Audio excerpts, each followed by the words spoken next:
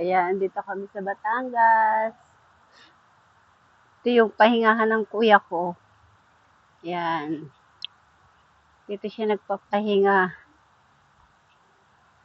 Ayan, mga alaga niya, mga mangga.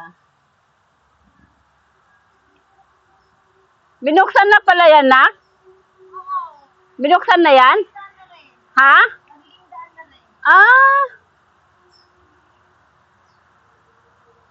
Ayan, ang putik. Ganda, oh.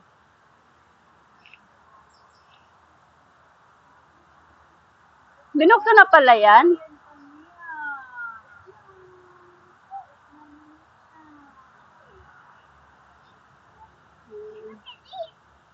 Yeah, like this.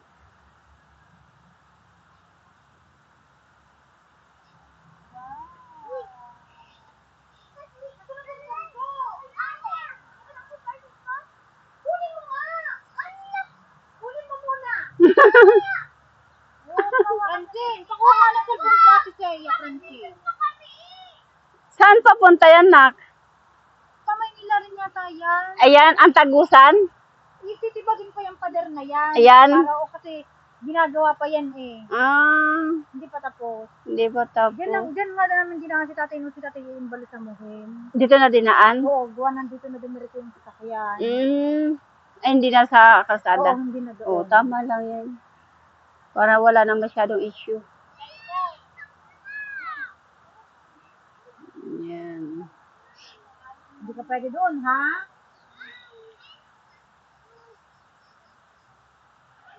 Ang dami pa palang mangga, no?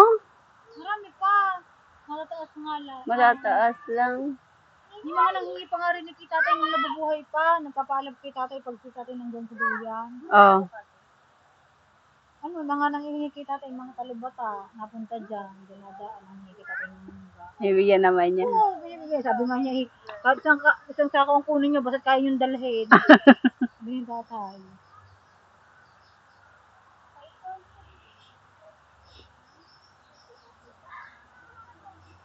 Sabi niya na kay tatay, hindi namin yung kita na ganun sa kaaga o kunin sa amin. Kaya nga, Wala sa ano ko eh. walang sakit, wala nang ano, kahit kami nabigla kami.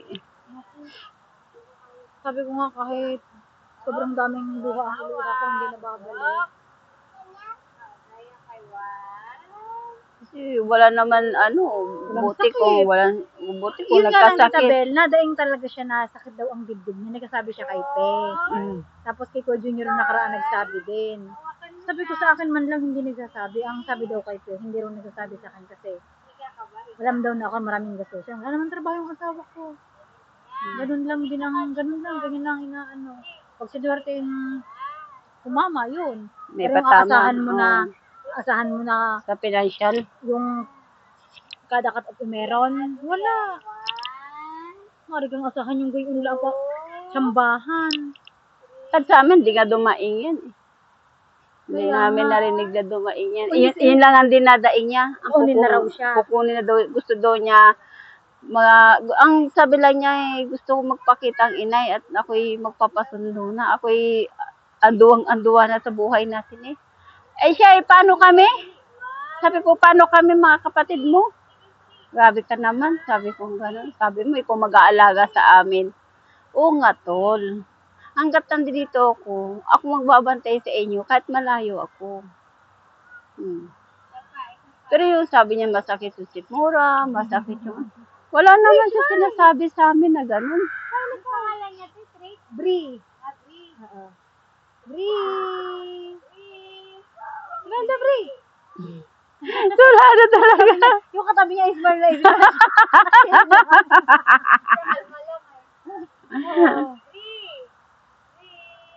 Bri, smile daw. Tapos si baby na smile. Oh, galing mo. Suplada mo. Grabe ka, suplada.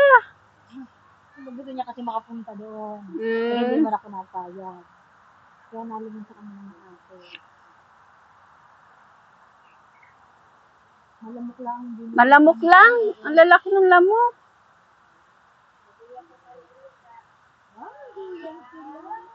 Wow, ang sarap ng mangga.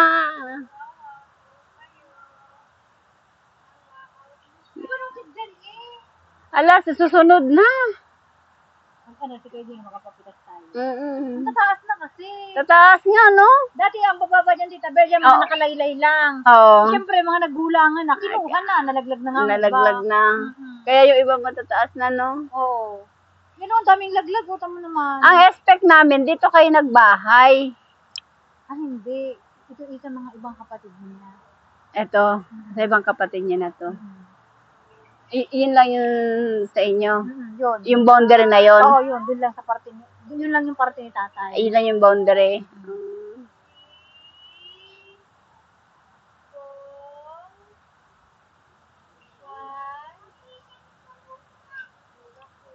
Ano daw? Tara na, malamok!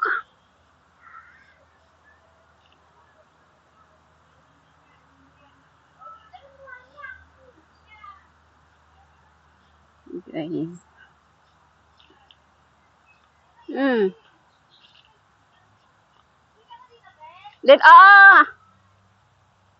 Malamok eh.